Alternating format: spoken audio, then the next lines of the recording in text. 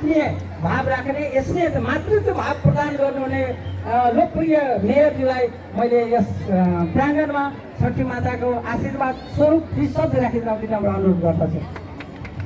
धन्यवाद। कार्यक्रमका आयोजक सञ्चालकज्यू, यस तराई सामुदायिक सेवा समितिद्वारा आयोजना गरिएको यो छठ पूजा यो भव्य समारोहमा उपस्थित हुनुभएका चितवन जिल्लाका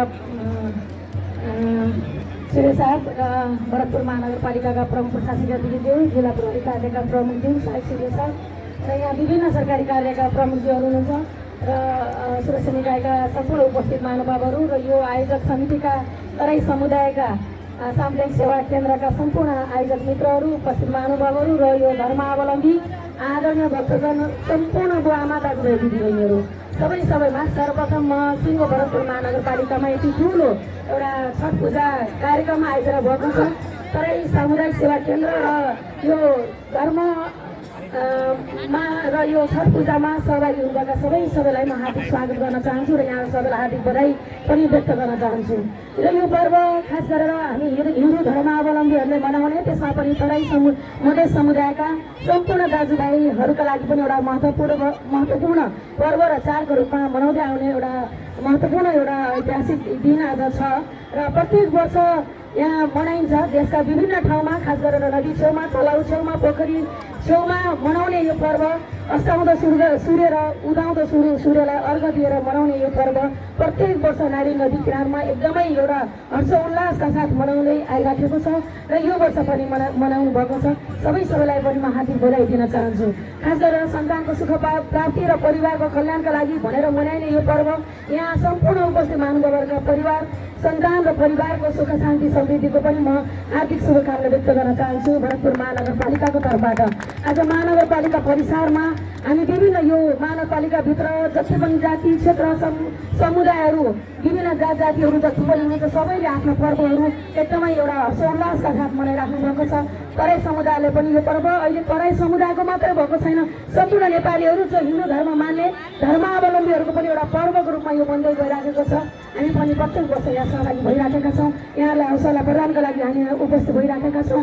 स्थानीय सरकारको तर्फबाट हाम्रो सहभागिता रहँदै आएको छ र हामीले गर्नुपर्ने यहाँलाई सहकार्य र सहयोगमा पनि हामीले भरपुर गर्न कोसिस गरेका छौँ। र अहिले पनि यहाँ आयोजक साथीहरूले भन्नुभयो यहाँनिर अलिकति अहिलेको यो बारीले यहाँ छेदविच्छेद बनाएको थियो, नारी नदी किनार विरोधमा यहाँले भन्नुभएको थियो यसलाई व्यवस्थित गरिदिनु पर्यो। हाम्रो प्रत्येक वर्ष हुने छठ पर्व यो पूजामा अझ व्यवस्थित खालको यहाँनिर यो संरचनाहरू बनाइदिएदेखि हामी धेरै आभारी हुने थियौँ भनेर विगत वर्षमा पनि यहाँले भन्ने गर्नुहुन्थ्यो। हामी महानगरपालिकाले सबै प्रगत सरकारहरूसँग समन्वय गरिकन यो नारी नदी किनारलाई एउटा आकर्षक पर्यटकीय गन्तव्य, एउटा धार्मिक स्थल, यहाँ बेलुका सन्ध्याकालीन यहाँ आरती पनि हुने गर्छ र सबैका लागि पनि एउटा मनोरञ्जन स्थल, एउटा धार्मिक स्थलको रूपमा यसलाई विकास गर्दै गइराखेका थियौँ।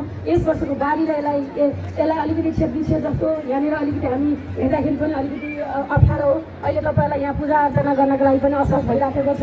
यहाँले जे जति आफ्नै बलबुताले अहिले यहाँ गर्नुभएको छ र अब हामी छिट्टै यो भत्किएको संरचनालाई यसलाई केही व्यवस्थित गर्ने योजनामा महानगरपालिका जुटिसकेको छ।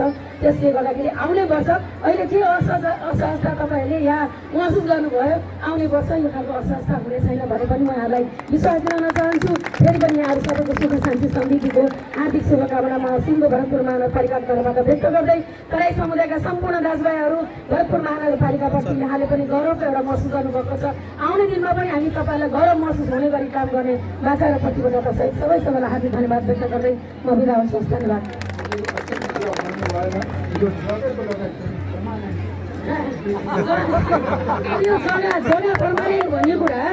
पर्मानेन्ट भन्ने कुरा यहाँ कुनै जाति समुदायलाई मात्रै भनेको छैन, सबैका लागि हो।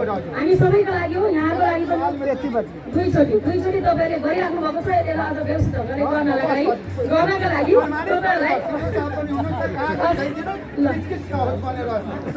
दुख नपाऊ तराई सामुदायिक सेवा समिति छठको लागि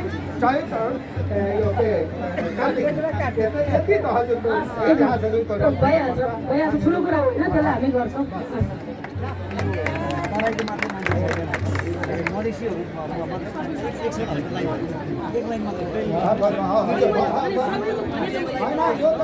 मैले सम्पूर्ण